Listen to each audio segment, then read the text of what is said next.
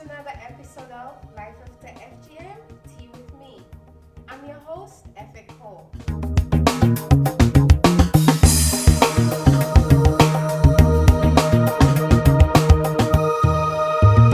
Hello, and welcome to another episode of LifeAfter FGM, Tea with me. I'm your host, Efe Cole. And today we're going to have a marvelous time in the studio because we have a fabulous friend, a sister. She's not just a friend. She's a sister, and she's a sister survivor of sexual violence. I'm not going to talk a lot about what she's been through. She's here, and she'll be talking to us today about how she survived sexual violence. And now, ladies and gentlemen, help me welcome Linda, Guyse. Thank you. Hello, Linda, and Hi. thank you so much for taking time out to be with us on Life After FGMT with me. Thank you so much for having me. Before we get started, actually, when you can actually go in and tell the people about how you survived sexual violence and the form of sexual violence that you actually survived, I just want to give some statistics from the Rape Crisis Center.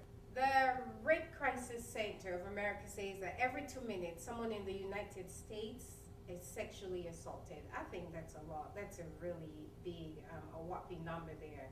And most people are not really aware of this because they just think that sexual violence, okay, it happens to almost everybody. So why should we give it any special attention?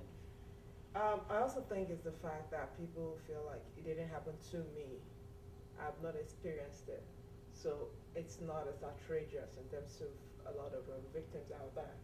And that is the numbness of the whole situation. And I think the more we talk about it and the more we put a voice and a face to the whole experience, the more people can relate to it. Because like the first time I told my story, a lot of my friends were shocked because they've known me for years and they didn't know that about me.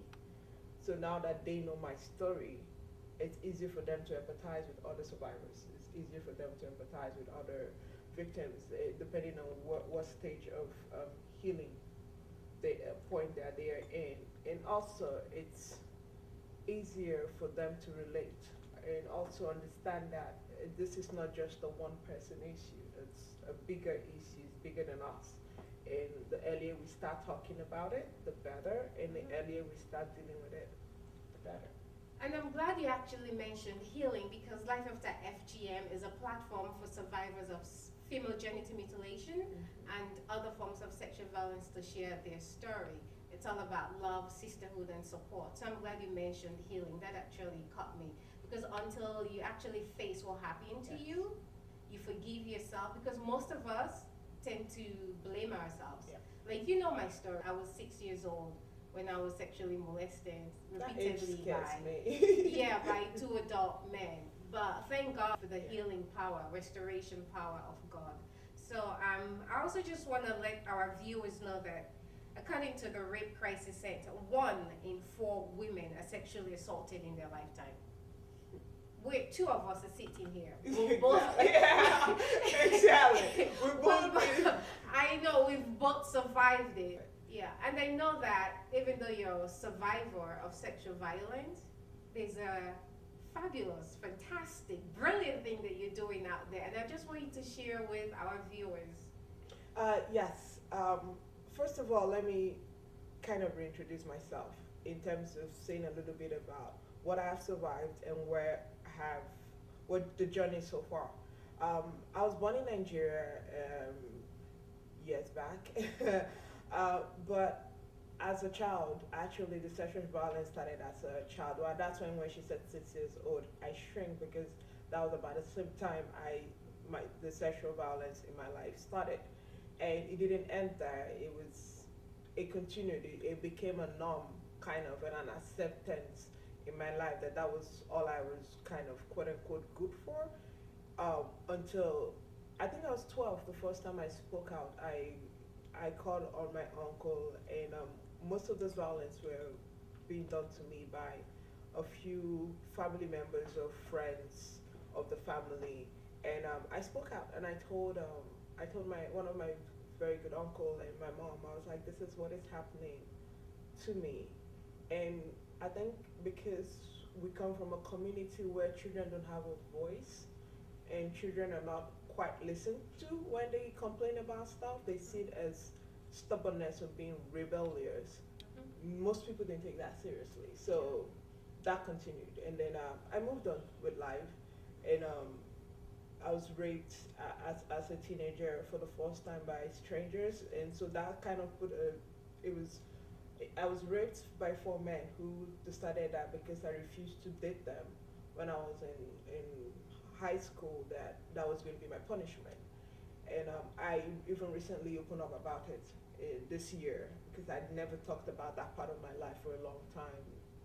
And when I did open up to one of my friends who have known 20 years ago, he was shocked because he was like, we had the rumors, but you didn't confirm it, so we couldn't fight for you. Then I'm like, oh, I just want no one to listen because I've complained about a few other stuff, no one listened. And but that was a very, very powerful stage in my life. It actually happened about 3 weeks ago when we had this conversation with him. But I think it had to come to the point that I had to come to terms with it. I had to come to terms with a lot of things that had happened. And like she said, I wasn't blaming myself anymore. I was taking the power back from them and standing tall and being comfortable having this conversation without feeling like it was my fault or I am less of me.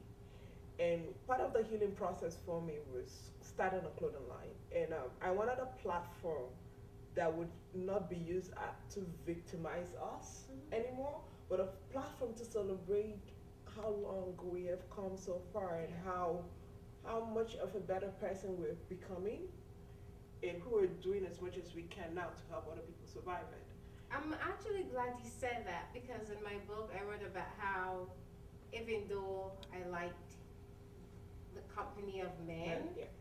but I didn't really want to be touched by them, and I also dated women because I was just confused sexually. Yeah. So I'm glad you actually mentioned that because that can actually mess somebody up. Yeah. You know. Yeah, and in a lot of ways, since I started doing the research on healing for myself and trying to find how to help other people heal, there's a lot in the whole system that people don't understand. That as that child is being hurt, or that woman, whoever it is, no matter what stage of your life you're in, you tend to not pass that stage in life. You kind of relive that whole pain over and over and over again. And until you deal with it, you can't blossom. You can't just go to the next level of life. And since I started dealing with that, it's just been amazing how much grateful I've become about life, and how much loving I've become to my daughter, to my mom, to my dad, like to everyone around me, because each and every one is carrying a cross. Yeah. Each and every one is carrying a burden. And I don't know what that burden is, as much as they didn't know what mine is, because I didn't share it. But now that it's like I've given them an opportunity to share their story with me when I share mine. So it's like, okay, if you can talk about this, that means I can tell you a little bit, and then they tell you a little bit more, and then because we tell you a really little more. don't want to just open up and talk about what we've been through, True, because we don't want to be judged. We don't want to be blamed. So Or until pitied too. yeah, we don't want pity. We survived it. You know, we're survivors. We survived it. That's why we're using our story to motivate, to encourage other women, girls, even boys. There are men out there. According to the statistics, it says 1 out of every 33 American men has been the victim of attempted or completed rape. So this show is not just about women. It's not just about survivors of female genital mutilations. We're also going to be bringing men who are married to women who went through FGM, but also want to, reach out to the male population because they do not talk about this. I'm glad you brought that up. I just went to Nigeria and I came back from a trip where I used my time there in a different light, and I used it to reach out to a lot of people who are doing work in terms of sexual child abuse, rape issues, and creating a safe place for children to just be children instead of being victimized. And one of the survivors of sexual child abuse was a man. We had an amazing long conversation, and he's doing an amazing job back in Nigeria on educating people and people who handle children in the church, in schools, And as long as you're in contact with children at all, he wants to make sure that you know how to take care of that children. And I'll bring it back because for Cameron's collection, the brand, the clothing line I created. Linda, just a minute. Before you talk about Cameron's collection, because this is fabulous, it's awesome, let's take a break. We'll be right back after these commercials. Thank you.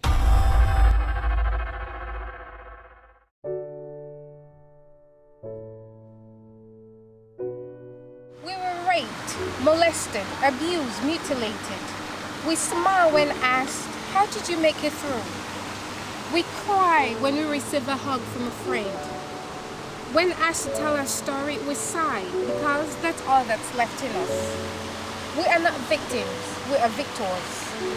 We are perfect, lovely, beautiful, strong. We are fighters and winners. We are overcomers and optimists. We are God's greatest invention. We are God's special treasure. We are victors. Welcome back to LifeAfter FGM Tea with me. I'm your host, Efiko, and with me today is my beautiful sister, Linda, guys. And before the commercial break, she was telling us about her foundation, her organization, and her clothing line, Cameron's Collection. Linda, back to you. Yes. Cameron's Collection is actually a clothing brand and a platform to celebrate survivors of sexual child abuse. Yes. And Ethical is one of my brand ambassadors, and it's actually mainly focused on the African continent and the African diaspora. So most of the brand ambassadors I work with, and I will be working with in the nearest future, would be either Africans in the diaspora who are survivors of sexual child abuse and who are willing to share their story, or survivors in Africa, the continent as a whole. And I look forward, this first year was for only women because it was only women who were bold enough to come and accept the fact that they want to share the story, and it was a fun day. We had fun. Yeah, we had fun. Whole glamorous photo shoots, yeah, makeup and all that, and all those yes. beautiful clothes. By the way, I own 4 pieces. 4 pieces of her collection. I'm glad she does, because there was one made in her name called Ethical Francis jumpsuit, which I'll be showing you later during the show. And most people ask me, oh, why did you have men's collection? I'm like, oh, if you know any men who survived sexual child abuse and they would like to talk with me, can we have them? Because I just don't want it to be about me. It's not about me. It's about a community of us. And it's about using something beautiful and colorful to celebrate us, not something demeaning. Or because if I tell people, come, let's talk about sexual child abuse, they won't show up. Exactly. But if I say, come for a photo shoot or come for a fashion show, they would come, and then it's subtle, and then we can now have that comfortable space to be like, oh, by the way, do you know why we're making these clothes? And I'm glad that you also have that, to bring the beauty out. Like, yes. I'll let you talk about what the images of your collection mean, but I just want to point out that Psalm 139 verse 14, I love the scripture. David said, I'll praise you, O God, because I'm fearfully and wonderfully made. Yes. And all of us are fearfully and wonderfully made. Whether you've survived female genital mutilation or any other form of sexual violence, don't let them take that from you. You are beautiful. You are the apple of God's eye. So I'm just glad that we have this platform. And do you have your platform, Cameron's Collection? I'm a bit curious. You have like night springs and you have flowers. I don't know if you want to talk about, tell us what the flowers and the outfit mean, but I'm just a bit curious about what that is. Yes, this is one of the dresses we made for the Cameron's Collection. And the reason why I chose the flowers is because I felt like, you know how you come for a date and they give you flowers all the time? Yes. And like, we missed a lot of that because this people didn't actually come for dates. They just came for a different mission. So I wanted them to feel very, very festive. The flower patterns were chosen because of that. And I wanted them to feel like each time they wear it, it's like a flower gift that is given to them. And they just use an opportunity to celebrate themselves. So that's why we chose the print. And the coral color was chosen in particular because I felt like when the blood touches actually a white sheet, and in the olden days, when you get married and they want to make sure that you're a virgin, the whole idea was a white sheet on top of the bed or Mm-hmm. something. And but it's not actually red. It's when it touches that shit, it's a color like that. It's coral, and I was like, oh, let me, because it's something beautiful to a lot of people. It's something they celebrate, and I wanted to kind of drag us out of the meaning of whatever sexual experience we had at the beginning of our lives, and make something beautiful, because coral is a beautiful color. And I remember when I started this clothing line, and most people were like, oh, go away from black, don't let black be in the collection. I'm like, no, black is beautiful on its own. We just make black look bad. Black Yes. on its own was Yeah. created by God, and black is gorgeous. And for you to appreciate white, in a lot of cases, you need something dark to Yeah. construct it. Yeah. So this is one of the pieces, And this is actually one of the ones that I own. You should see how I look in this. I look fabulous in this outfit because it empowers me. And I'm encouraging all of you who are survivors of any form of sexual violence, please visit her website. She'll give you the information and just put this on. You will feel like you've never felt before. and this is actually a jumpsuit made specially for her. Yes. Ethical. And she loves it. She looks fabulous in it. And if you go to my website, you see how she looks on it, because she's there on wearing this piece. And I love, it's simple, it's classy. Yeah, look at the back. And it's just, I just want you to feel beautiful, look beautiful, and enjoy life, because it's worth enjoying. And that's the whole idea of the Cameras collection. And I'm wearing one of the jacket I'm actually wearing. There's only two pieces of this, Really? because the other one was bought right out of the runway. So, all right, there are only two of this, and I love this because I can put it on anything. I feel like this is my Superwoman cape. That is how I feel with this. So, but this is not on the website yet, but it will soon be there. Hopefully if not this summer, the next summer, as we work towards it. But it's been fun. Yeah. It's been a way to express myself and the joy and love I have for all of us who What you do. have gone through all Yeah. that. Yeah. When you were saying, I just want to take us back. You said that the people who, of course, you knew them, Yeah. and according to the statistics, it says 82% of all sexual assaults are by people who know the victims.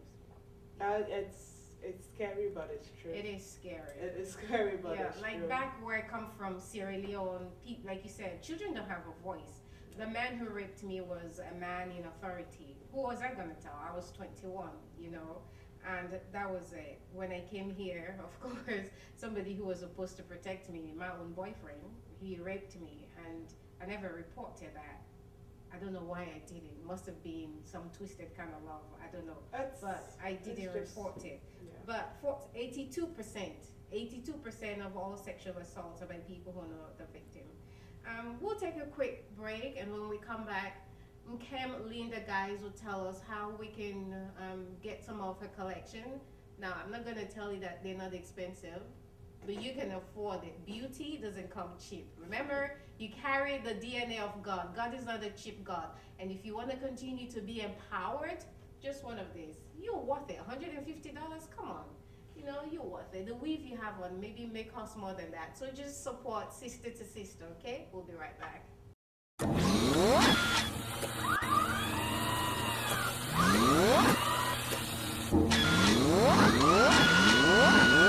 Marvick Studio.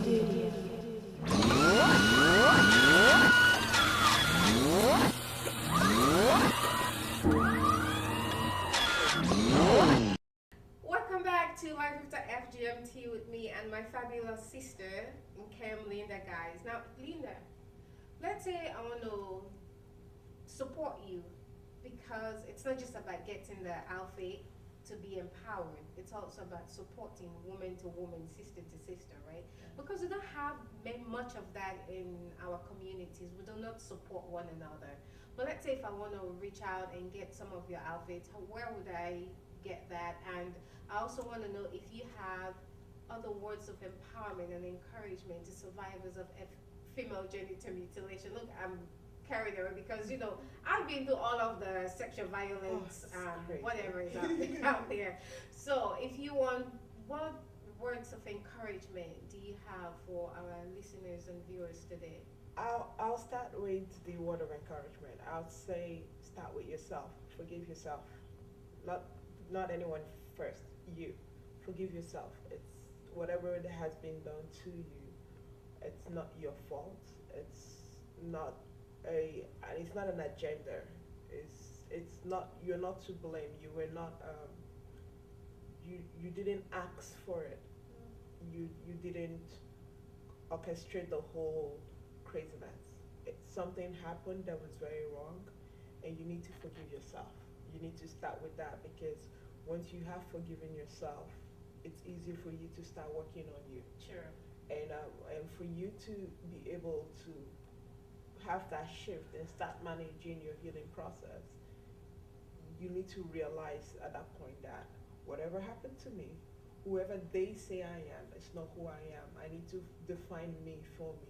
Sure. And I need to find myself in the whole process. Mm-hmm. And once you do that, you would be amazed how much strength within you to the whole process. And I'm glad you said something about strength, because the foundation of scripture that to draw strength from above. So I'm glad you actually mentioned that. And that strength is within. It's not out. There's Mm-mm. nothing. It's No. inside you. No. That's why you have to come back to you that you're running away from, because it's you something bad happened to.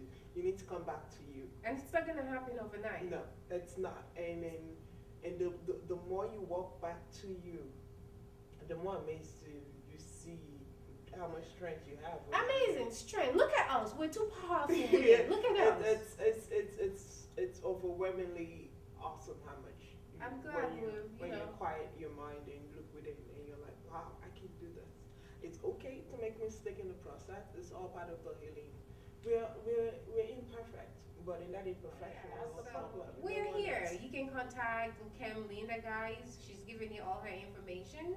And if you also want to get in touch with me, you know how to contact me, facole.org. I'm on Facebook, FACole, everything FACole. Just type FACole and that'll pop up. And before we go, I just want to thank our beautiful, lovely guest today for taking her time out to be with us in Life After FGM. Tea with me. If you've been assaulted, you don't know what to do, please speak up, because the statistic says that less than 5% of college students who are raped report the crime to the police. You have to talk. If you don't talk, people will not know that it's happening. Let's join voices together and let's talk, because when we talk, people listen and they know what's actually going on. For more information, if you need more statistics, you can visit the Rape Crisis Center. You can go to www.rccmsc.org. And they have a toll-free number, which is 877-906-7273. That's our show for today. Thank you for joining us. Till next time, this is Ethical saying.